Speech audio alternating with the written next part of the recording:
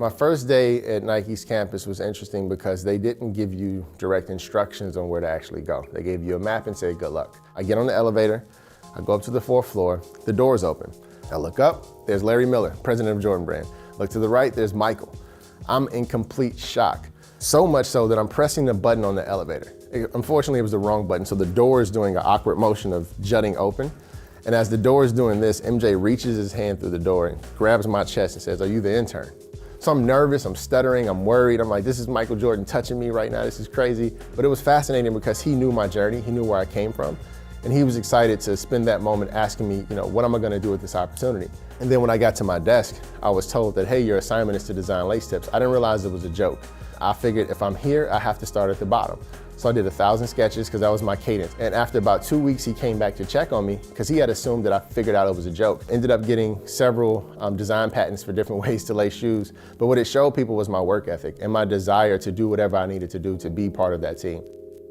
When I received the brief, at first my colleagues kind of made fun of me because it's the ultimate dad shoe. It was meant for someone that was the complete opposite of the typical Nike muse. I knew in my heart, in my mind, that I wouldn't be able to work with an athlete if I first couldn't work with the people in the community that actually prepared athletes to become who they are. It wasn't always the person who was strong and athletic. Sometimes it was the person that was present and endearing. That was the role of the father. But what we wanted to do is use comfort as a performance feature because if this person's on their feet all day, comfort is the #1 feature they care about.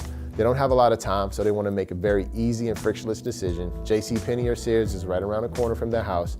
They want the same shoe at the same price with the same function all year long.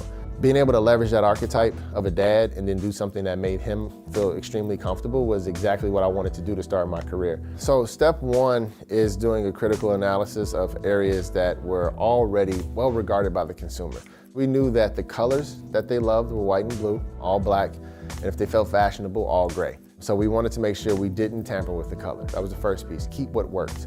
We also kept the widths. We knew that wide was better for this consumer, so we wanted to make sure that we improved on that.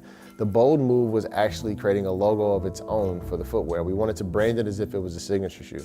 So we brought in a different graphic element. We improved the thickness of the tongue because that was something that the consumers loved. They wanted a chunkier tongue. We wanted to make sure that we took the marshmallow shape and sculpted it a little bit more to make it faster, but at the same time not reduce comfort. So it was pretty fun. It was like taking a ball of clay and just sculpting it subtly to give it a little bit more shape, a little bit more form, and just enhance everything that had worked and remove anything that caused friction for the consumer.